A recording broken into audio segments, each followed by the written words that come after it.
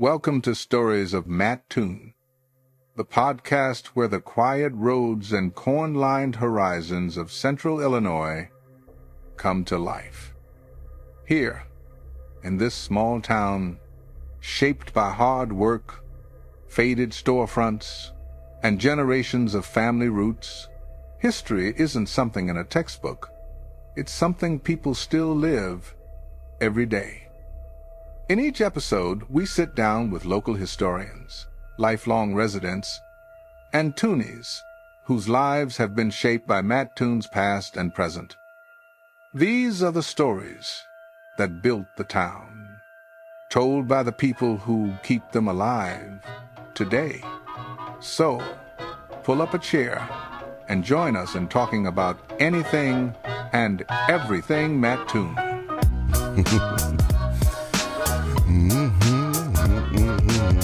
Yeah. Come on in, Tom. Play it so pretty. Yeah.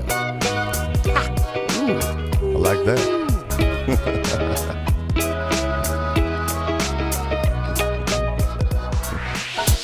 Welcome, everybody, to episode 5. And this will be our third and final episode of the Cox family story as told by the family. Welcome to Toonie Loons. Welcome back, everyone. We've got Jordan and Tom here, and we're on our third episode of the Cox family story. Tom, how are you doing? I'm doing pretty good. And I No are in complaints this. today. I'll start complaining later. You start complaining later. Yeah. Well, the overwhelming support by the community throughout telling the family's story has been monument. It's been huge. And so I spoke with Tim Cox earlier, and we'll talk with him again in this episode. But all the people that have gone ahead and signed the petition, and just to remind you, and we'll give you information here at the end when we talk to Tim. And it's a very easy process to go online and sign this. I think it took me just like a minute or two, if that. And so anyone can do it. It doesn't matter. We'll give you the information and hope to do that. So, all right. Well, Tom, tell them what we're going to talk about this episode.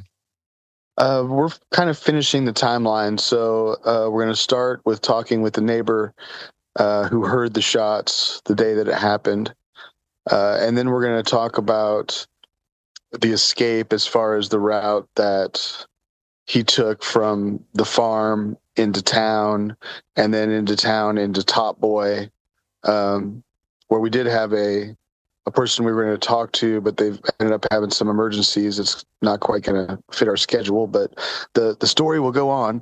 And then we're going to talk about, where he ended up when police did find him. And then we'll finish up with Tim and, give some more directions on how to sign up for that parole hearing before July. So we just heard from the neighbor who heard this tragedy, and we kind of want to do the timeline of things that happened after that. We had the little boys that we said goodbye to first, and then it became the two sisters. And then he walked his way into the house and found Louise, and that's when he said the infamous line, We just killed 5 little birds. yeah. And I can't imagine that she would have heard that and thought of what had just happened. No.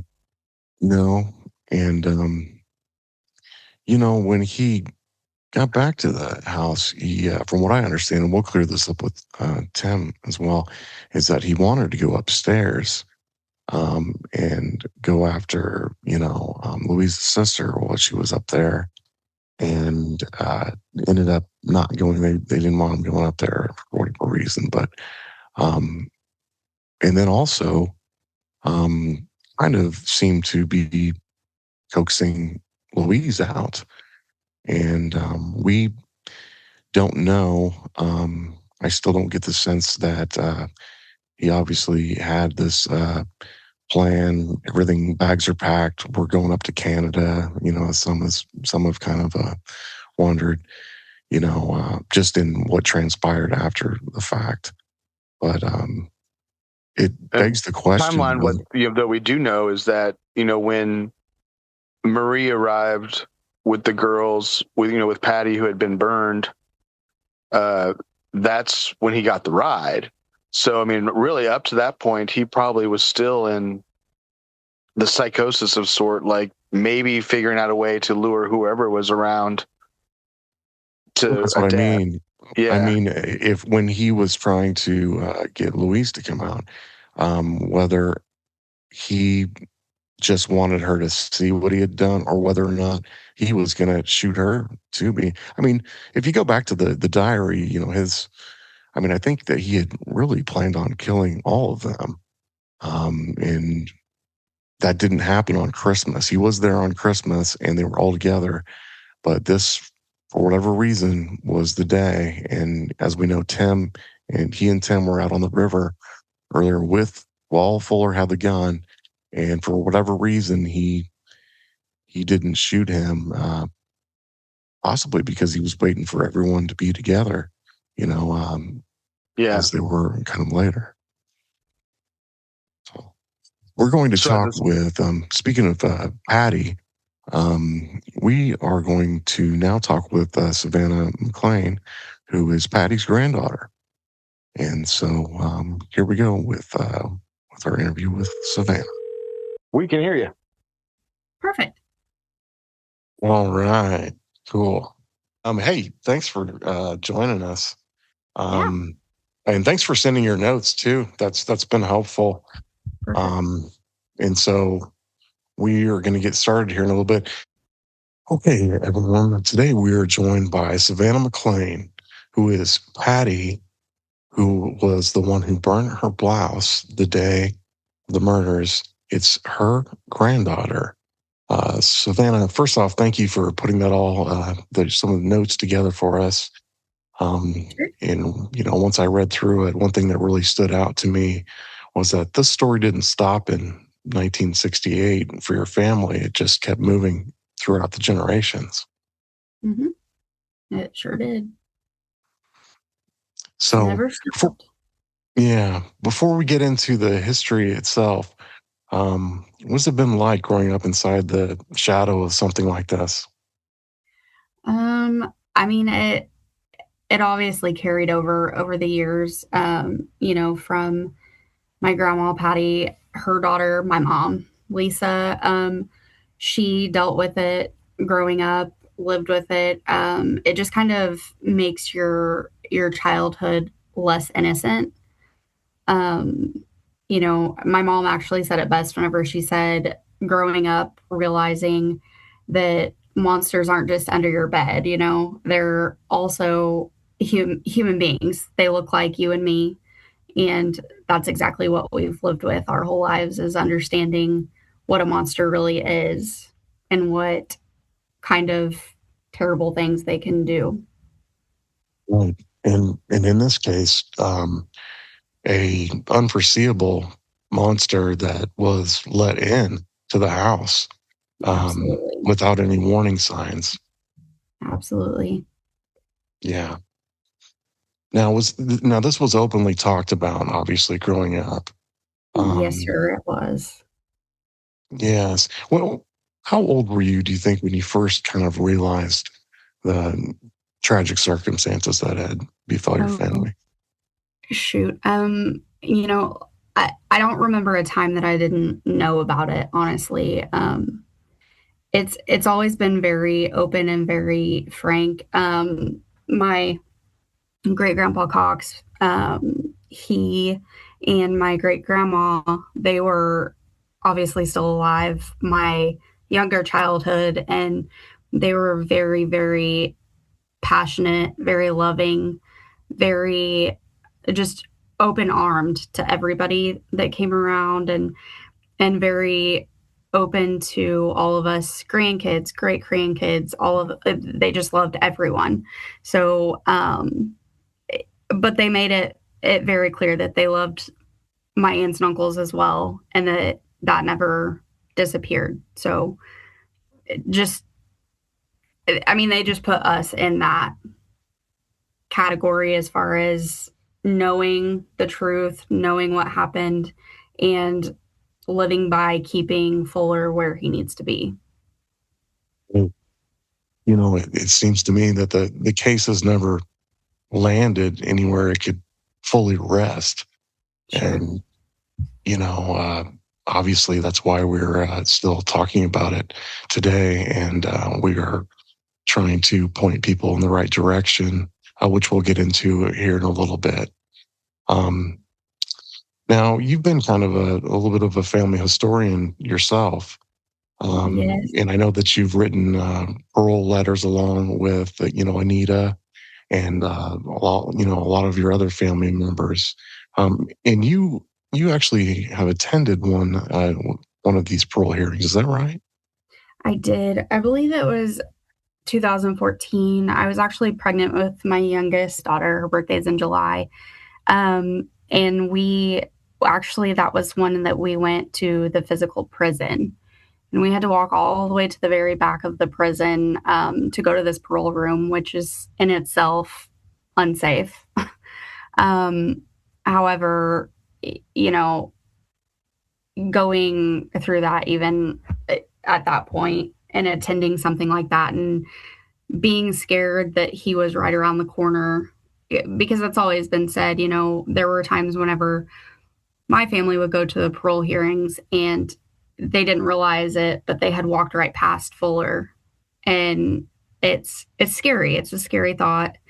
And being in a situation where you've basically been forced to keep somebody who you shouldn't really be forced to keep in prison. It's just difficult. It's hard to do that stuff. It's hard to sit there and listen to all my aunts and uncles talk about that day. And it's hard to listen to how it has affected us throughout the years, and that we're still having to fight to keep somebody who shouldn't even be able to breathe the same air as you and I in a place that he just shouldn't be here, just like everybody else. So he hurt a lot of people. It's the day that will never be able to go away. Absolutely. And that's the thing. Talking to my aunts and uncles, I've talked to them quite a bit here lately, and something very consistent across the board with all of them is, and always has been, that day and the days surrounding it, they all are very depressed. They're very sad, as they should be. That's their family. That's all of our families. But it's just disheartening to hear that they have to do this over and over and over again. It's just not fair. You've been, and you were there for that. Was there a moment when you maybe realized that if somebody in the younger generation didn't kind of carry this forward, then some of these stories might disappear? So as far as not disappear, but I guess a better way to put it is to kind of fall off the map a little bit. Sure. I lived in Texas for a while. I've been back and forth between here and Texas my entire life.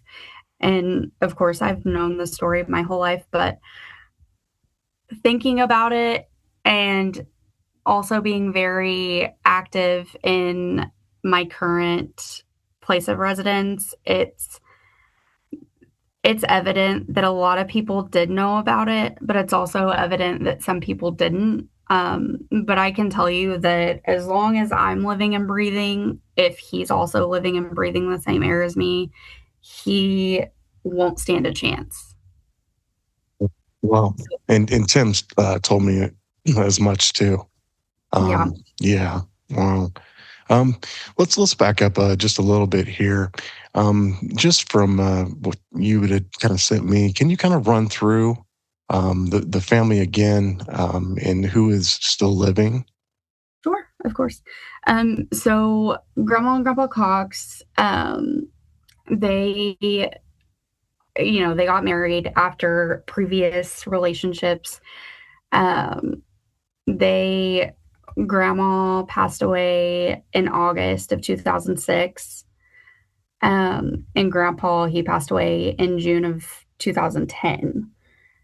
They got married in January of 1951 and just basically made a whole family full of nothing but love and laughter and great times.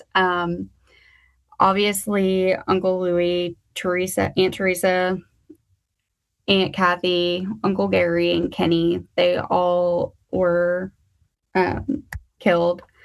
Now, living, I've still got my Aunt Christine, Uncle Bob, who were Grandma and Grandpa's kids from previous marriages, as well as Aunt Marie. And then I've got Aunt Louise, who was Uncle Louie's twin.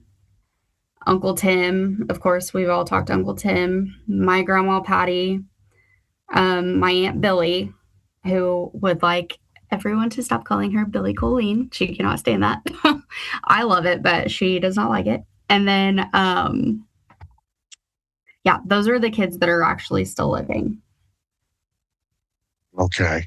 And maybe, just as your notes have kind of said through here, you go through that day again with some of them. Well, first of all, with Grandma, what has Grandma told you here recently after she knew that you were going to be on the podcast? Sure. So, of course, I reached out to her and just made sure she was okay with it because that's super important to me. My grandma is very passionate.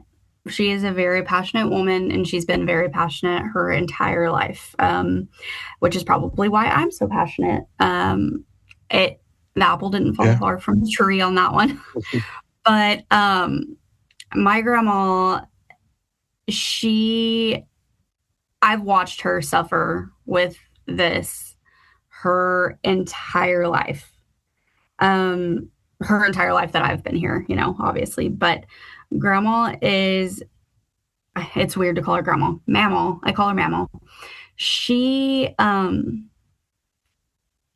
obviously burnt her back that day, and she wants her story to be told in a way that comes out correct, as far as she wants her emotions expressed, but she doesn't want it's difficult for her to speak on that because she was physically wiping those girls up at the time that everything happened, and they went outside to get the kids for supper, and they had to sit there and wipe those babies up with water and rags, and hearing the hurt and the anguish and she relives it every time she tells the story.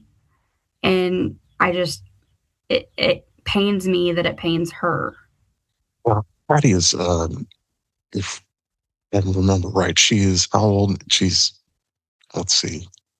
She was, she was 14 in 68. Mm-hmm. So she's 72 now. So she's just right behind, as far as kids go. She's going to be there in between, a few. Mm-hmm. Yeah, let's see, it would have been Uncle Louie and Aunt Louise. They were 16, Uncle Tim 15, and Mammal, she was 14. And then not very far behind that would have been Aunt Billy, I believe. I believe it was Aunt Billy after that. Aunt Billy was 12 at the time. Yeah. And did Grandma have some stories about, her siblings? Yeah, she did. She was telling me a story about her sisters and how they slept in bed with them in a bedroom. And she said that, Aunt Louise just didn't really ever want the girls, Aunt Kathy and Aunt Teresa, to sleep with them. But she said that she would sneak Teresa in bed with them. She would wait until Aunt Louise would fall asleep. And she said, just get up here, and would have her get in the bed with her, and they would cuddle up and go to bed. She jokes about that. The day of the murders, she, her blouse caught on fire, and she mentioned that right before that, she said it pretty vividly as well. There was a funny commercial on that was pretty repetitive back then about, does it hurt? Does it burn? Does it hurt? And she said that Uncle Louie liked to joke around with her a lot and nitpick at her in a loving manner, of course, like big brothers usually do.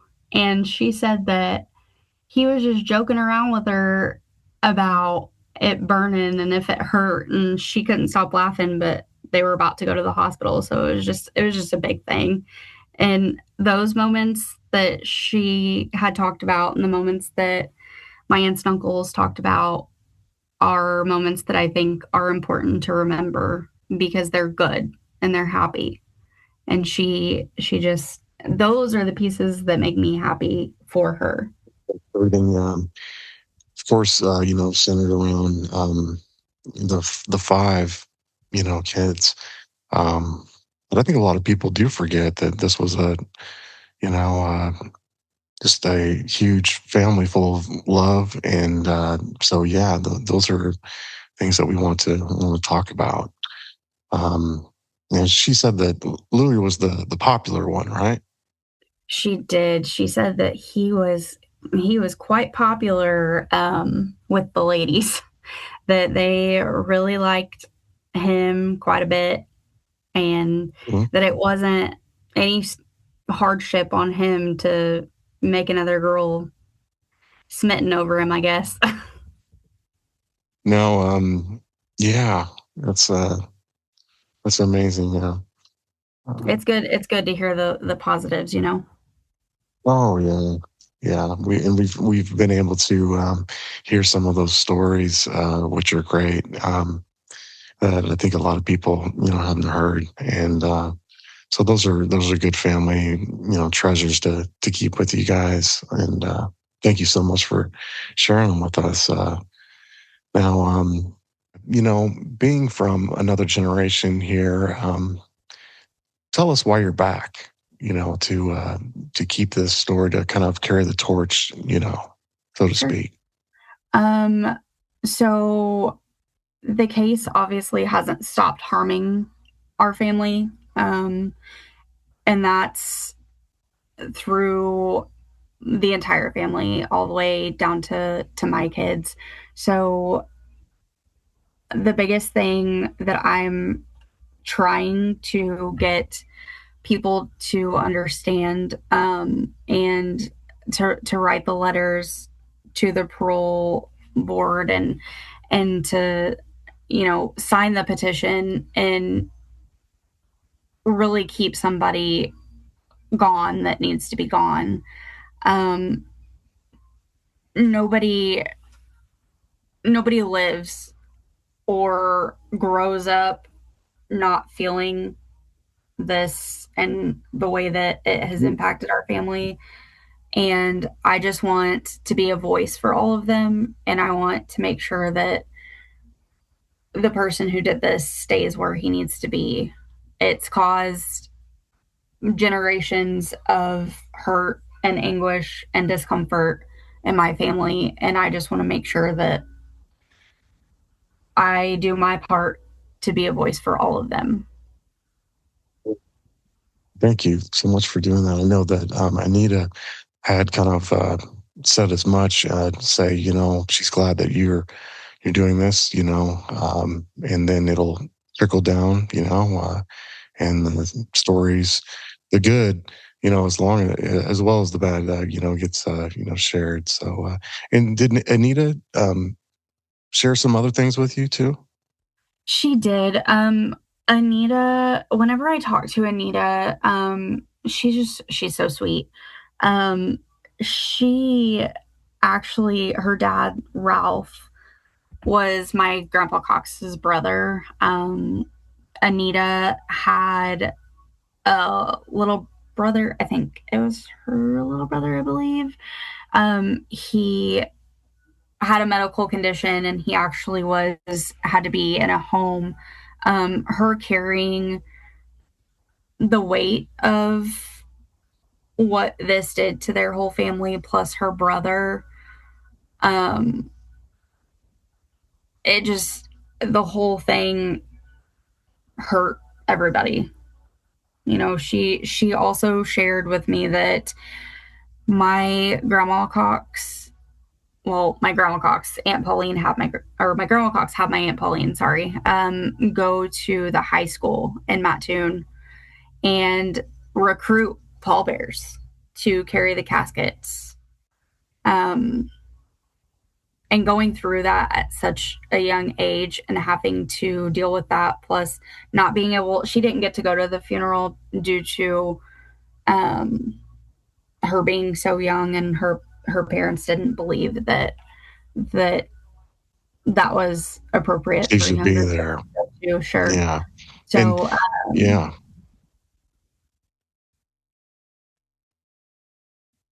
And actually, Anita's brother that you spoke of, he died the day Fuller was sentenced, is what she told me. And so, yeah. and she was was she at the same parole hearing that you were? I think that she was, yes. She usually is the one who does the petitions and whatnot. And she would go out and help Grandpa Cox when he was still here and do the things. So, she was there. There were quite a few people that were there, actually, I believe. We're just such a big family. Everybody's just kind of everywhere. But she was there. She's been going to all of them for years, and hearing her story too is just very difficult to listen to, because she also had to deal with a lot with her brother that was, in a home, and then the kids, and growing up with that hurt. That's sad. I think you might be speaking with Anita as well now. And now tell me about your mom here. And she said, like I had mentioned before, she wanted to make it known, or something that me and my little brother have grown up knowing our whole lives, because she knew it her whole life growing up, and my Uncle Chris, I'm sure that he feels the same way. But they never had complete childhood innocence, because she learned at such an early age that monsters look like normal people, right? Uncle Tim learned all of that in person the day that his brothers and sisters got killed. And all of that has happened and carried through over generations and generations. And that's something that I just really want the public to understand, is that monsters do look like human beings. They aren't fuzzy Monsters Inc. creatures under your bed or in your closet door that leads to a different world. They're not. They are human beings, and they do bad things. And this is one that if he gets out, he's not going to stop. He's going to keep going. The fact that he's only gotten in trouble one time in prison, that's crazy, and I don't believe that for a second. After all the years, Tom, you were saying, what, after 58 years? What were you saying, Tom? Well, after 58 years and no remorse, I mean, that tells you that he's still in the psychosis. There hasn't been any type of rehabilitation. I mean, like we don't know what's actually in his mind, but what I do know is, or what I've gathered, what I feel in my soul and my bones, is that he probably also relives this day every day of his life, and I hope he does. But he's so stuck in this time warp that he just doesn't care. He doesn't care. He might be reliving it in a way that you wouldn't think. Maybe not reliving it in a way that's, you don't know. Maybe in a way that's remorseful. Maybe in a way doesn't sound like it. Maybe in a way that a lot of killers, if he was, as you were to say, to get out again, would do it again, then he might be reliving it for all the wrong reasons, of course. Yeah, the fact that he did this to somebody that was close to him, as close as Aunt Louise was at the time, and being as he was around family for a major holiday, who's to say he's not going to get out? And the neighbor that he has, if he goes to Maine or Texas or the 20 places that I've heard he wants to go, who's to say that he's not going to be watching somebody mow the grass one day and something's going to tick and he's not going to do it again, or come find my family. My kids are in Texas, and I will never allow something like that to even be an option. It shouldn't even be, he should not even be coming up for parole, but a chance at parole, but unfortunately he is. So my biggest hope and my biggest plea, ask for everyone listening to the podcast or reading the stories about this or seeing comments on Facebook or whatever the case may be, just sign the petition or write a letter or do your part to make sure that this doesn't become your neighbor or your friend that, just is also or gets back into that psychosis that it seems people with this type of mental instability do. And then you end up being hurt. Don't let it be you. Don't let it be your kids. Yeah. Well, we want to thank you for, taking the time to talk to us and getting the family side of the story out. It's still 58 years later. It feels raw, and it gets relived every time that these parole hearings come up, and that is sad. So we want to give you our thanks for being willing to share this with the public and getting your guys' side out. Absolutely. Well, thank you for having me. Yeah. One last question is, if somebody listens to all these episodes years from now, what do you hope that they would understand about the Cox family that they would never get from old newspaper stories or old books?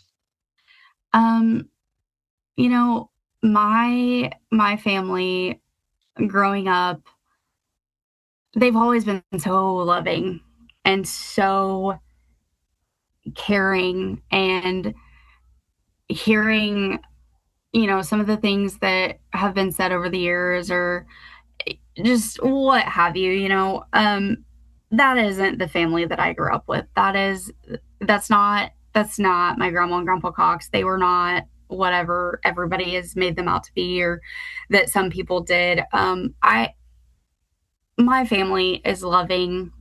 My brothers and sisters, my brother and sister are loving. My aunts and uncles were loved so very much right through the day they died up to today, because I'm here, I'm speaking on behalf of them, because it's just what we're doing. It's what family does. And I hope that everybody understands and sees that the Cox family, Papa, Mama, my aunts, uncles, everyone, we all love each other. We're close knit. So just please do what you can to keep him where he needs to be, Fuller, but also know that my family is absolutely thankful. We're grateful for all the support that we've gotten and continue to be supported in everything. I hope that people know the truth, and that's that the Cox family was loving. They are loving. No matter where we all are, what state you're in, doesn't matter. And we're all here for one thing, and that's to keep the man that did this where he needs to be, locked away. It's such a shame, some of the worst things happen to some of the best people. And I'll echo Tom and thanking you for sharing your story. And we've got up right now, if you will look at your screen, we've got the ways that you can sign the petition and all the information to go there. You can also go to the Toonie Loons page, and there will be ways to help out if you'd like to. We will have a follow-up episode around the time after the parole hearing, and keep you abreast of that. And then going on, Tom, do you have anything else? No, I think we're good to go. Okay, well, thank you all for listening and supporting the family. And Savannah, thank you again for being with us. Yeah, thank you so much. I appreciate you guys and all you're doing. Okay, all right. We'll take it out from here. I think we got it. Wow, we thank Savannah again. That was just very insightful, and Tom, can you imagine? Yeah, it's another generation's view of it. It's crazy to me to think of like how touched she is by it because of just the family connection. She wasn't alive, obviously, when any of this happened, and it's still something that she's so passionate and enraged about. Even though it happened before her, that lets you know how much these type of things echo through generations. Yeah, and I think it's good that not only the bad things that have happened, but obviously she's and the good, so much good, through the family still to this day, and so yeah, it sounds like she's a lot of the glue right now. Yeah, well, it's a big family, still, and I've talked with numerous family members, and they've given me some insight, even the ones that didn't really necessarily they like listening to the podcast, but they were like, let me just give you if I could write something or do that. So we've been able to talk with multiple family members. It's been really insightful, and once again, they get to tell their story as opposed to having what's transpired. The more digging that we've both done on this, the more digging we've done, the more that we've seen that most stories in the last 58 years since this tragedy happened have really been from almost the killer's perspective more than the family's perspective. And like we were talking earlier, that's really hard for me to grab onto. I don't know where the logic is in that at all. And that's why I think it's really important that we give the family a voice to speak on now, because in 58 years, I really don't think they've had much of that at all. They're very, the book that came out in 1982, which was the Mattoon Murders by Diane Sawyer, again, not the journalist there, but the family thought that the book was skewed. I finished the book the other day, and it is very Fuller centric, and a lot of things that I know you were talking from his part of from it his could have been claims. LSD induced. Yeah, we'll talk to Tim about that. Yeah, but and I'll just interject there that the history of LSD is fairly well documented, ironically, and by 1968 the Summer of Love had not happened of 1969, and the Grateful Dead was one of the only areas you could find that in San Francisco area. So I highly find it unlikely that a child in high school had access to LSD in Mattoon in 1968. I find that just to be absolutely far-fetched, because if you do your history dive there, it hadn't made it really out of the West Coast yet. And again, for everybody, we will be discussing that. It's a claim, and something in the book about Louis Cox giving Fuller some LSD surreptitiously, something like that. But there's just so many of these claims from Fuller, and from his point of view and the psychiatric, you don't really you have to take everything with a grain of salt, of course. But we'll talk and kind of corroborate things with Tim here in a minute, just to get his take on some of these allegations of articles and books and stuff. And I know that he wants to clear all this up for everyone. Yeah. Okay, so Tom, you got anything else before we talk to Tim? I think that's the big parts we've talked to. I'm actually excited to talk to Tim again. I think he's, I'm so glad that he was willing to talk, because he's been such a good piece of the puzzle that we needed to get the story out right. So let's give Tim a call. Here we go with Tim Cox. Okay, we're back with Tim Cox. And Tim, I just want to thank you so much for being in episode 1, and then now coming back with us on the final episode here to round out, your family's story. And so thank you so much for being with Tom and I. Thank you for having me, and thank you again for doing this for the family. You're welcome. It's been quite a bit of support coming out.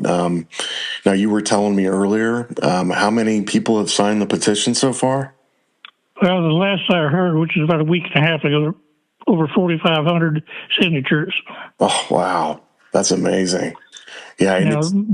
Back in the day, we had boxes after boxes full of sheets of signatures that was taken to the pro board. Yeah, now it's just so easy for anyone again listening. I did it. It takes just nothing but a minute to go online and do this, and sign it. And wow, 4,500 people. That's great. And I think that the numbers are going to go up in between here and July. So anyway, this is so much better than the paper. Signature that we got before, because we had some of them, it was hard to go around to all the places and put them out and then to collect them. And then we had so many of them stolen and thrown away. Oh, yeah. You wouldn't believe what people do. Oh, boy. Well, this is a lot easier for everyone, and so I'm really glad that you guys have been able to get all this support. So Tom and I were talking a little bit back to the timeline, and Tom, do you want to take it from here? Well, yeah, we're talking through the timeline and basically talking about where, after the shots were heard by the neighbor to you guys. What transpired after there in your knowledge, as far as after he had committed these acts, up till the time that he left, where he got the ride from Marie. And Jordan and I were discussing on how that must have been, and I think we touched on it in the first episode, the time, the kind of saving grace, like you obviously had your saving grace when you had previously walked the river with him, and he had the pistol and, didn't use it on you, thank the Lord. Yes, it was earlier that morning when I was walking with him. And then about early afternoon, late morning, early afternoon, my father and I went to my uncle's house to work on putting brakes on a old pickup truck we had. Yeah, that's right. And so, go ahead, Tom. Well, then that's when you got the call, and your father, rushed back. Yeah, my father and my uncle. And your uncle, right. And then they found the girls first, because that was, what came from is that the girls had fallen from the rafters, what I think was the initial thought. Yes, that's what they thought. They didn't know for sure what had happened, but they found them in a pool of blood, and they thought they were dead. And your dad had said to go, or who had said, go get a bucket of water, and the girls were cleaning them off. Which girls were cleaning them off again? That part I do not remember. Okay. And if it was any of them, it was probably, Patty and Louise. But I don't know that for sure. I don't even remember that part. Well, Patty was still at the hospital because she had been burned. Well, Patty came back with my mother and Marie, when Fuller caught a ride back to town. And at that time they had not found the kids yet. Right. At that time they didn't know anything had happened. Yeah. And then they went out to call them to come up for supper. And they went out to the corner crib, and that's when they found the girls. Yeah. And then that's when they called your uncle's where you guys were at fixing the truck. Yes, they called my uncle's house, and I was the one that answered the phone. And they told me they found the girls in a pool of blood in the breezeway of the corn crib. Yeah. And I immediately told them to call an ambulance and call the police. Now, And back then, the ambulance service was tied to the funeral home. right. Yes. And back then, when you called, you talked to an operator. Correct? I think so. We've been on the switchboard. Yeah, probably the switchboard. Yeah, so someone on the switchboard was hearing all this firsthand just by being the middleman. Yeah. Yes. And so that would have been George Jordan, I believe, Yes. owner of Mitchell Jordan Funeral Home. He came out, and we never quite nailed it down with Judge Glenn. He wasn't totally sure, but we think that Ralph Glenn came out too, because he was the prosecutor at the time. The only thing I'm kind of fuzzy on is that. Sometimes I've read in articles that the police weren't told until Fuller approaches his friend, who happens to be with his mother, at the train station, and then they later go to the police. Did they get contacted from a couple different people around the same time, or do you know what happened? All I really know, I don't know anything about a train station. I've never heard anything about a train station until now. Mm-hmm. It was my understanding that when he got back to town, they dropped him off at 33rd Street, Yeah. and he walked to the Top Boy, where a friend of his, Sam Davis, was working, and he had discussed what he was planning on doing with him prior to that, try to get him to help him, and Sam wouldn't do it. And then he went in there and told Sam that he had done it. And so after that happened, and when you got out there, of course there was a sea of cars out at the house when you got out there. Can you tell me a little bit about that? Well, as I said, we were at my uncle's house putting bricks on the truck when we got the call, and then right after I got the call, I told my dad what was happening. And about that time, my uncle pulled in the driveway with the parts, and we told him what was going on, and we all jumped in my uncle's car to go to the house, and my dad told me not to go, stay there and work on the truck. And I went ahead and finished putting the brakes on the truck, but I couldn't adjust them. I didn't know how. And I drove to the house cross country from Dorns over to Dole Road. And I could look across the field, because at that time of the year, the fields hadn't grown up yet. So it's clear bigger side. There was cars parked up and down the road, in the driveway and in the yard. There was hearses out there, ambulances, and all that. And I got the truck over and pulled in the driveway, and miraculously I got to stop because it didn't have any brakes on the cotton picking thing. And that's when my dad came running up, and he opened the passenger door of the truck, and he said, five of them are gone. And he was in hysterics. Yeah, wow. And so, let's see. Is there anything else that you remember about that night, Tim? Well, when my Uncle Jerry took my dad over there, when they got to the house, they drove straight back to the corn crib. And Dad ran into the middle of the corn crib.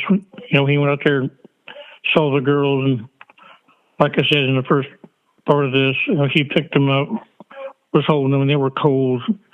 He knew they were gone, and he knew nothing about the boys.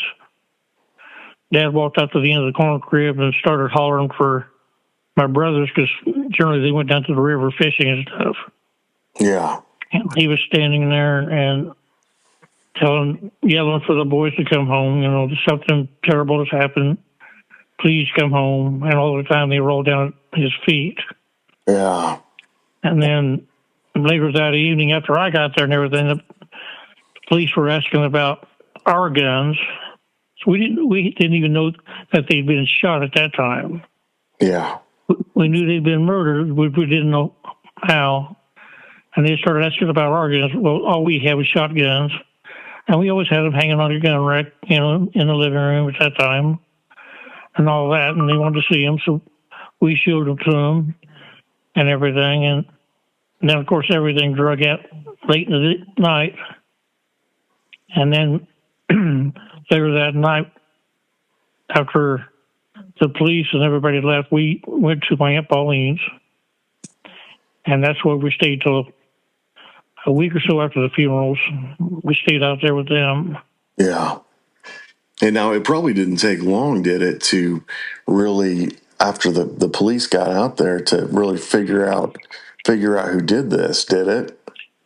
Well, they were asking, you know, about Fuller and all that, and you know, that we still didn't think he'd done something like that. Right. You know, we just didn't think he would have done that.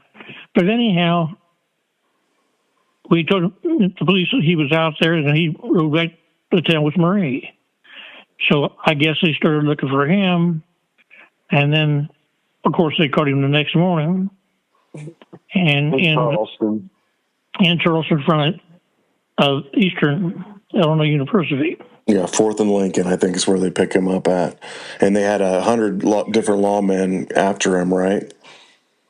Well, I don't know how many, but I know there's quite a few. But he stayed ahead of the police all night long. They was tracking him and everything, and they found out he was walking the railroad between Mattoon and Charleston, and they were trying to catch up with him, and he eluded them all night. And then the next morning, he was walking in front of Eastern there, and he had a paper in his hand reading about what was done, what had been done. Oh, they already had it out in the paper. Yeah, and the security guard at Eastern saw him, and he's the one that actually stopped Fuller. I don't remember what that security guard's name was. Did he? And he flagged the police cars down that was coming down, you know, the road there. Yeah. Did he still have the 22 on him then? Yes, he did. Okay, well, I knew he didn't get rid of it to his friend like he was trying to do, and so yeah. So this timeline wise, Marie had dropped him off at 33rd. He walked to the Top Boy, and then the Top Boy was where he tried to get the gun to the other guy that we were going to talk to, but it just didn't work out with the way today's events went. And then he kept the gun on him so when the police found him, he had that same gun on him still? Yes, and he went to reach for it, and the way I understand it, the security guard said, "Go ahead." He said, "Nothing I'd rather like to do than to blow your head off." That's what he told Fuller. I'll bet. Yeah. Wow. And so, that's the way I understood it. Yeah. Wow. Well, Tim, thanks so much. Tom, do you have anything else on the timeline after this? No, I mean that's kind of where once they arrested him, that's when it ended. Yeah. And then it wouldn't be long from that. Of course, that's 4th and Lincoln up there by where 4th Street Records is now. And it wouldn't be too long until he was, just up the road over, at the courthouse being arraigned, I'm sure. And so, and then standing trial there later. Yeah, and this had been reported internationally. I mean, it went to Germany and other countries too. And we got stories from all over. Yeah, as sad as it is, as sad as There it is wasn't to much, say looking that, at, yeah. that these things happen more frequently now, where you're almost not even shocked anymore when you see these mass murders, and because it just has become more prevalent, unfortunately. But yeah, back in the day, I could see this, the story going all around the world for sure. Wow. So tell us again, Tim, what it's been like watching, over the years, watching other people tell your family's story for, 60 years now almost. Well, whenever a story would come out, we would read what they had to say, and it's been very frustrating because it's been so biased towards Fuller, and his take on things and all that, and how bad the family was and how bad my parents were, and when that wasn't true at all. And that was very frustrating because we had no way of clarifying that. Yeah, that almost gets to be kind of almost like gospel once it's spread around so much there. And I just finished reading the Mattoon Murders by Diane Sawyer, not to be confused with the journalist. And I know that you have a feeling about this. If you could kind of share what the book was like to read from your perspective.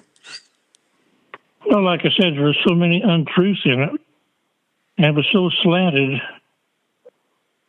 towards Fuller and against the family.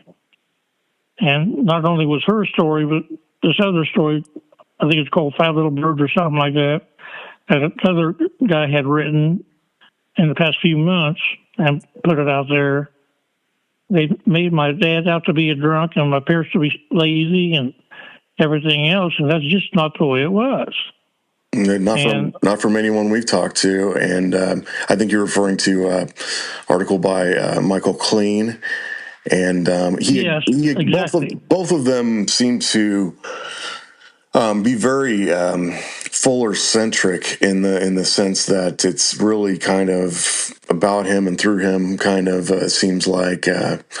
The Clean article isn't as bad as the book in that way, but there was kind of, it was skewed from the get-go because wasn't there a relationship there with the family, the Fuller family, with the author? Well, Diane Sawyer was supposedly a friend of Fuller's sister. Wow. And this Clean guy, I contacted him, and I actually talked to him on the phone, and I jumped his tail and said, look, this stuff is not right. Yeah. And he told me he was going to redo the story and never did. Yeah. Well, sometimes the more they go after more of the sensational than the actual facts. And so, again, we're so glad that we can, get the facts straight from your family. So, this thing about my dad being a drunk, now I'm 73 years old now, but before my father passed away, from the time I was born to the time he passed away, I saw my father drunk one time, and that was after the murders. And that was the only time I ever saw him drunk in my life. Yeah. Well, and some of the other things, too. I think in the Sawyer book there's even claims that, your brother Louis had surreptitiously given Fuller some LSD and some water. I mean, it's out there. Never happened. No, and like I said, even the timeline of LSD doesn't work out with that because that was more of a summer of love, which was the following summer. And I highly doubt that, high school kids in Mattoon had access to San Francisco and the Grateful Dead because that's the only place it was at that moment. Yeah. The kids back then, they had sniffing glue and a little bit of pot. Even the pot wasn't that prevalent back then.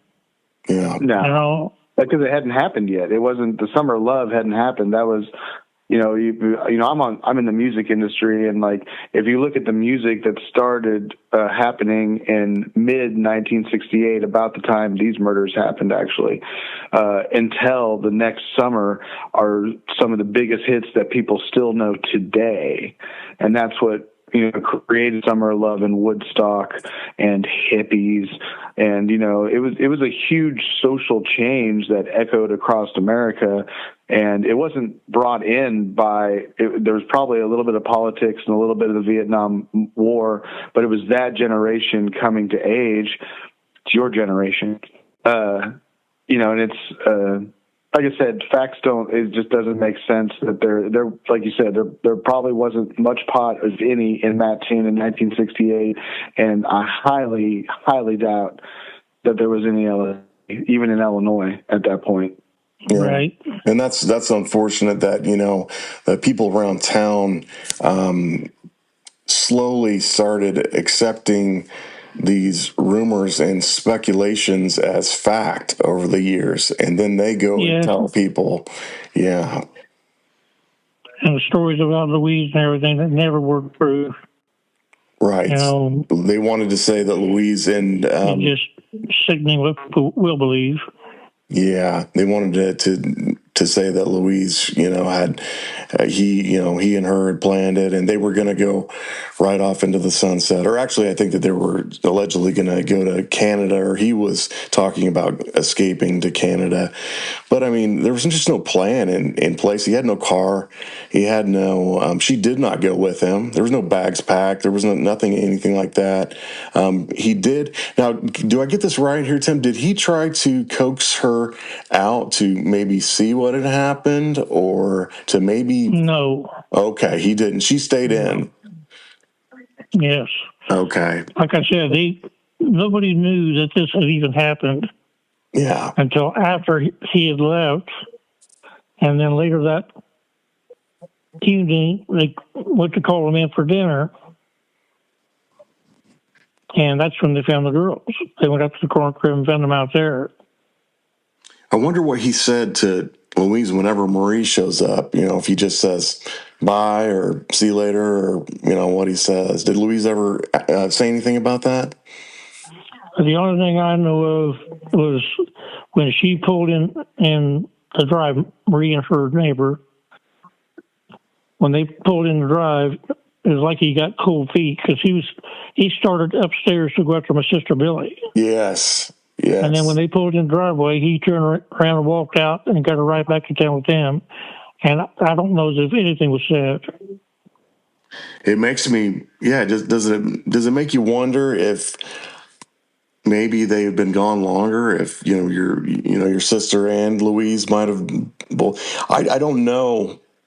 It's just a lot of speculation as far as him, being in love with Louise, and this plan that never really took place. His plan, if it was ever a plan, it didn't go down like he said it was going to go down, and no planning as to it, and it almost seems like let me take that back.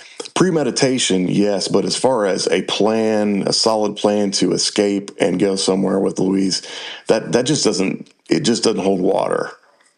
No, it's almost fanatical or fantasy, that he had as his premonition of sorts. His premeditated part of this. There wasn't a plan. It's just that it had been a sick fantasy of his. It was in his mind what he wanted, but that isn't what happened. Yeah. Well, I still don't understand, with the digging I've done in it, how that, with, the writings that have been done about this since then, I don't even know how they lean into the killer's perspective versus the family's perspective. I think of kids that they're such young of an age that how you could even justify any of it. I don't understand that at all.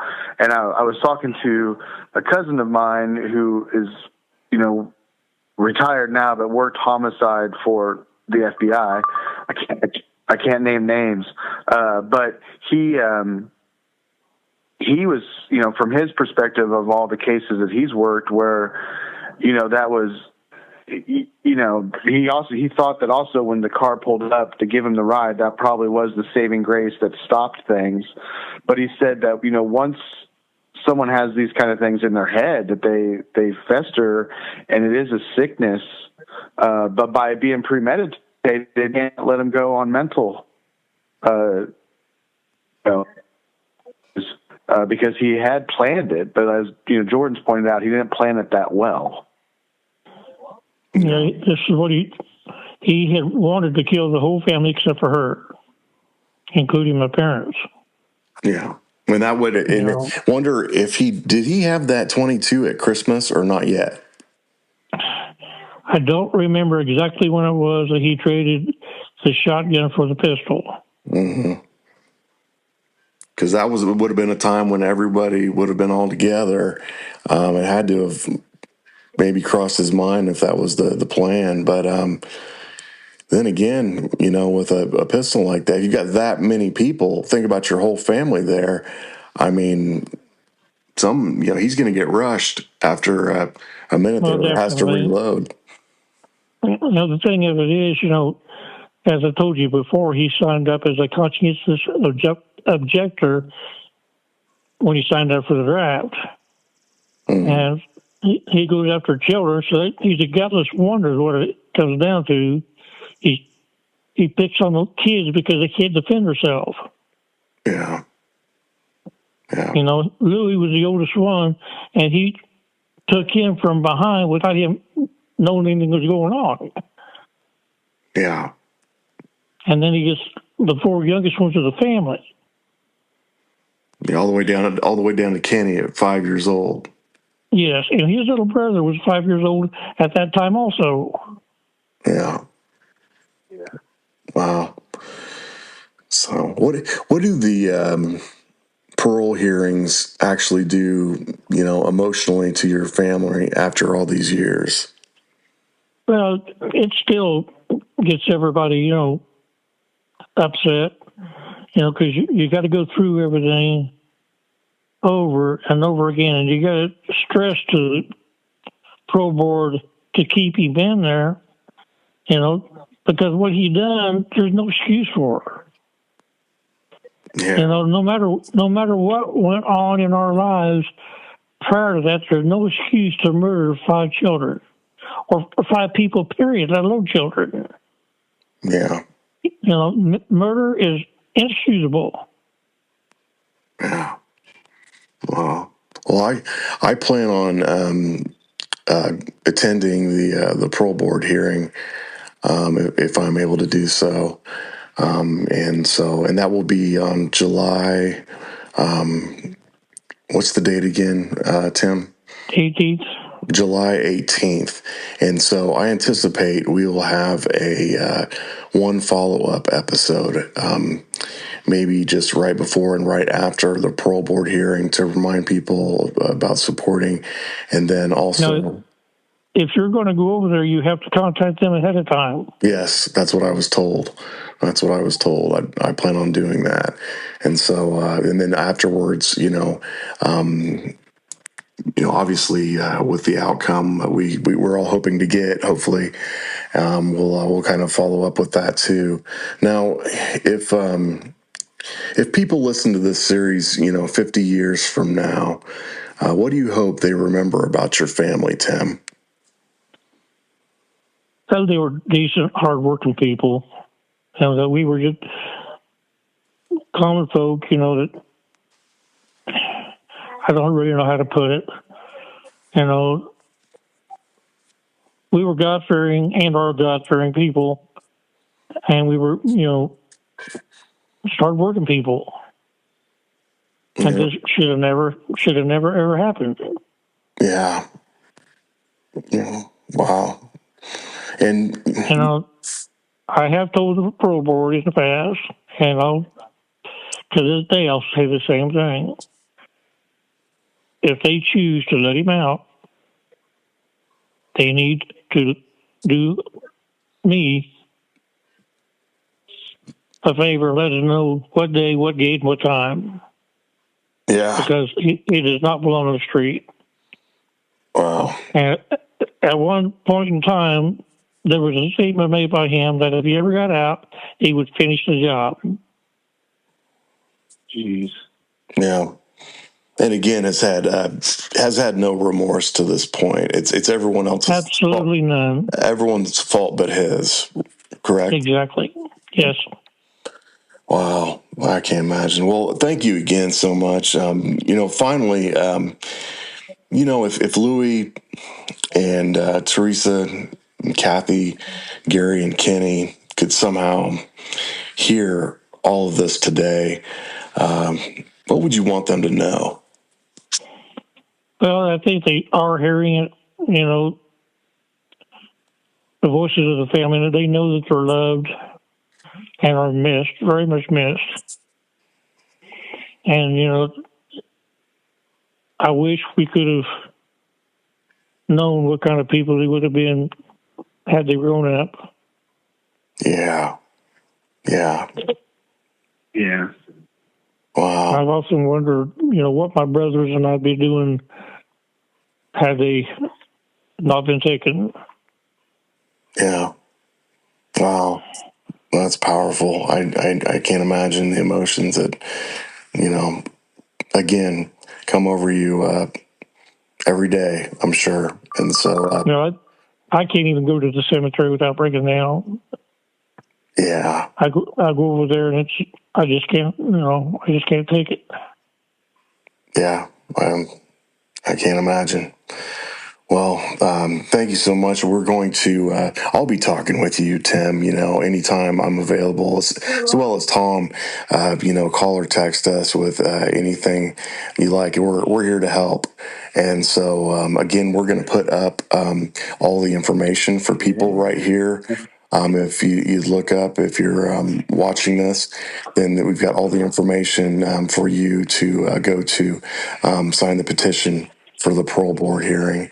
And so we're going to close out here, Tom.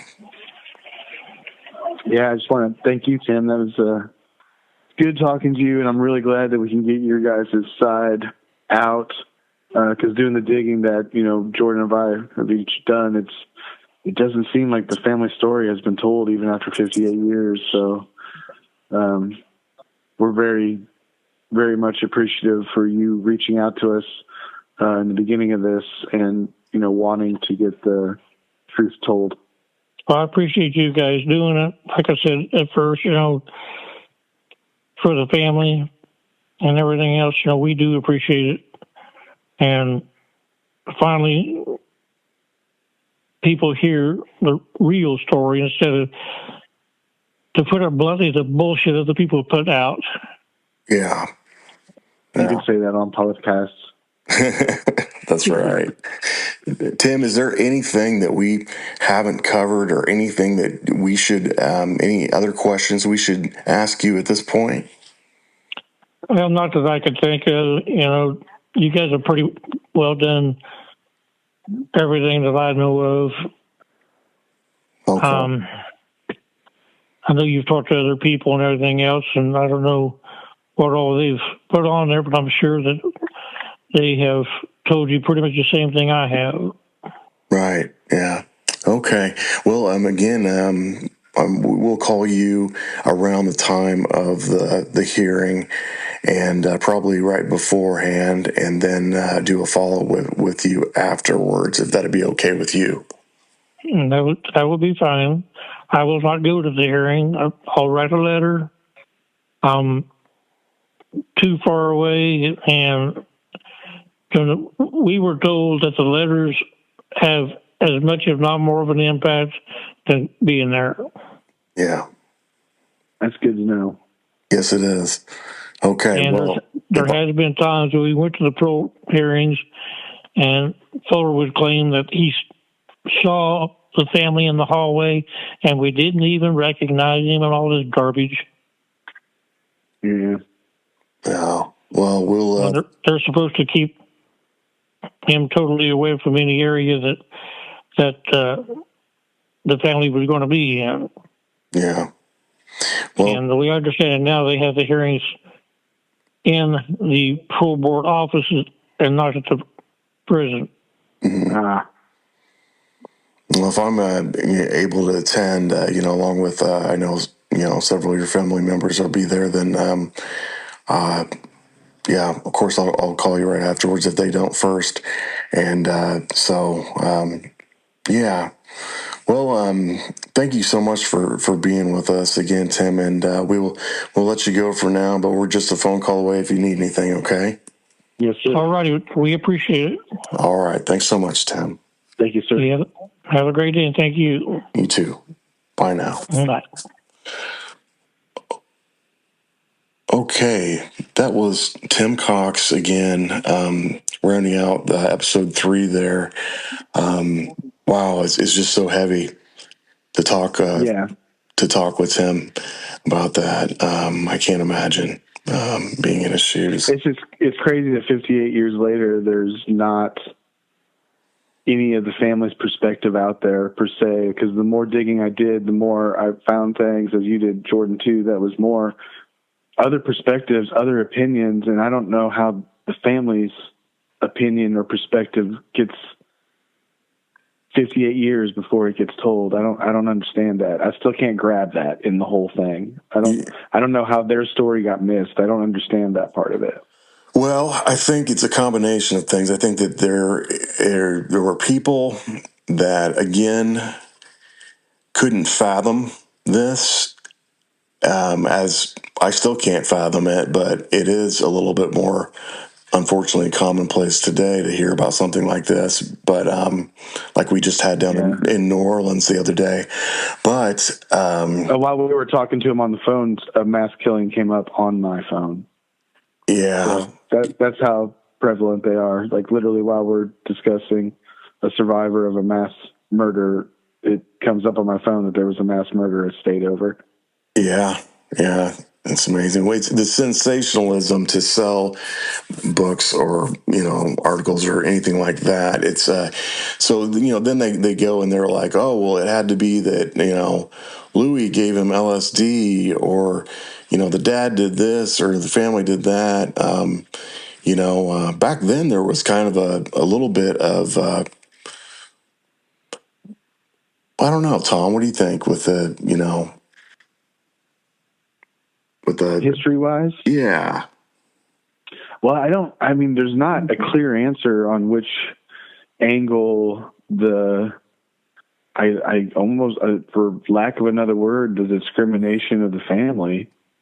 I don't know why they wouldn't want the family's perspective. I don't know what we're missing with that part of the story. Didn't you come across all the family? Didn't you come across something that had kind of talked about maybe the Catholic families back then, how they were kind of maybe ostracized a bit? Yeah, there was a bit of that, but that's I've attended St. Mary's myself, and I don't think I ever felt ostracized, honestly, in Mattoon. But that was also, in 1981 and 82 and 83, that was not 1968. And I think historically speaking that in 1968, there might have been a bit of the Catholic hate that was going around. It does line up with some other narratives that were happening in the United States of America at the time. I wouldn't have pictured that necessarily hitting Mattoon, but I wasn't there at that time, so I can't necessarily form a whole opinion of that. Yeah. I'm just wondering, they weren't a wealthy family, it seems like they were hard workers as far as everyone really involved. Even the kids were doing more chores than kids do these days. That's right. Where, they kind of, you have that many mouths to feed, you kind of have to look out for each other, that's, you're your own tribe for sure at that point. But I don't know where the alienation came. I don't know if, like you were saying, the sensationalism of selling the story needed to have this, you wanted to make more of an ego or a character out of the murderer. Maybe that was part of the sensationalism of it, but that makes more sense in modern times, I'd say, than it did in 1968 But like we've said a whole bunch of times on the podcast, 1968 America was changing. It was on its way to the Summer of Love, where everyone started questioning authority as far as from a youth perspective, and that was in the era of this. So there was a lot of change in the air, maybe even some of the most in the last century.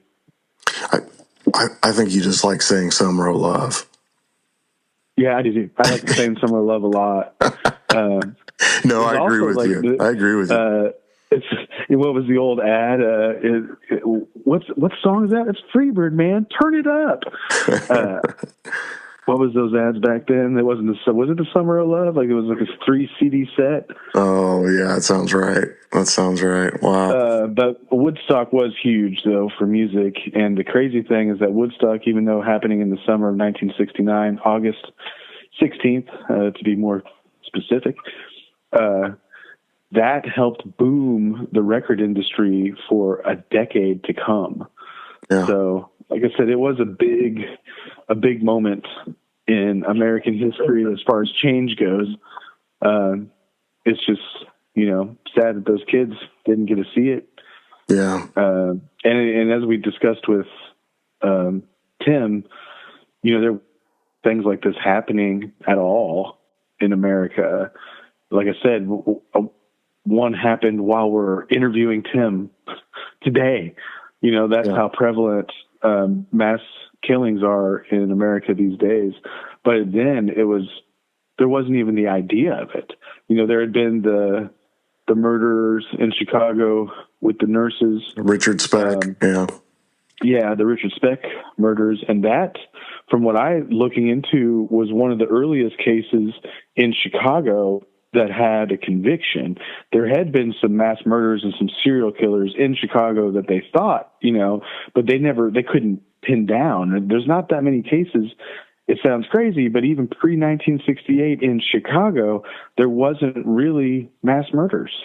No, they hadn't even coined the term serial killer yet. They had different verbiage for it before John Douglas and went out from Quantico to or actually for the FBI there to start to interview all these serial killers. And they had Manson and they had Edward Kemper and all the big killers to try to find out what makes them tick and try to find out, and then all the way to Bundy, where Bundy was trying to save his butt at the end, saying, "I know you need me to help you find people like me," and they got what they could glean from him, but they still said adios to him, so which was good. Yeah. But we are going to after this final episode here, I did say that we would go back into it around the time of the parole board hearing, but in between here and then, we're going to get back into some lighter topics. I know that we had talked about doing one. People want us to do one on the Burger King. I think actually talking about the whole, like, for me, and I wasn't born in Mattoon. I was born in Mankato, Minnesota, but I grew up in Mattoon, getting there a little before I was 5 and staying there until I was 21, and I moved to Champaign, not too far off. But growing up in Champaign, how did I become a foodie? Growing up in Mattoon. Yeah, growing up in Mattoon, but there's actually a lot of really good, cool answers to that. So I think that might be a good podcast for us to get into. Like, how did anyone in Mattoon become a foodie? But we were blessed with many, many good restaurants, and then some that even echoed into American history. Like Jimmy John's. My dad was working in Indiana a lot of the time, and he would drive past Jimmy John's when it first opened in 1983, and that was always his treat. Would bring home supper on his way home. Not every night, but it happened. And I still remember the first time I had a Jimmy John's sub, where this was back when Jimmy was making the bread himself. He was hand-cutting every single piece of meat that went on your sandwich. A lot of the vegetables he was growing himself or were being grown there in Charleston. It truly was a gourmet sub. And I will just say that the sandwich bread now is not even close to what I remember from 1983. Yeah. I remember feeling ripped off when I had my first one. I was like, why does my mom make me a sandwich that's like flat?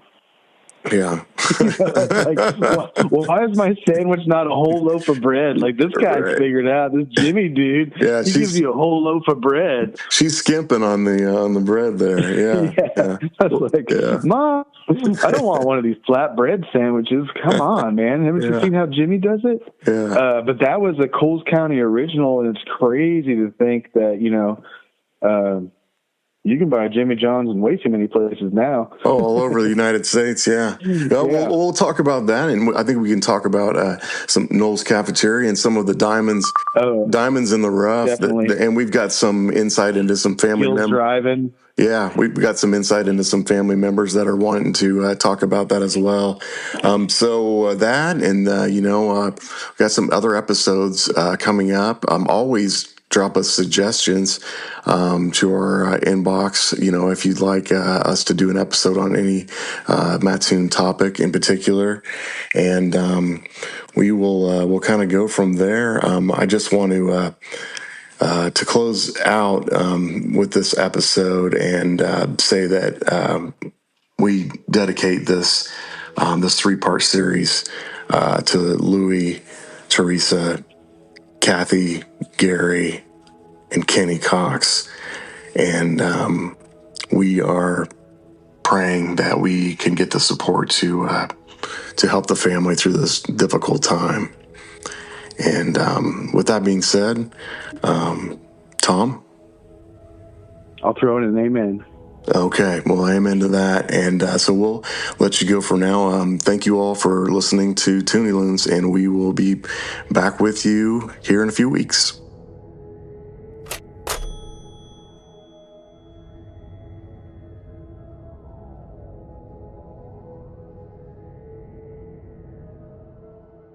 Hey everyone, this is Tom from Toonie Loons, and we want you to know that you can be part of this by being a sponsor.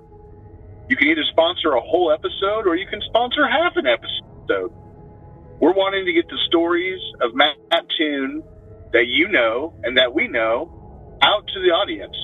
So feel free to reach out to Tom or Jordan, and we will get your story told.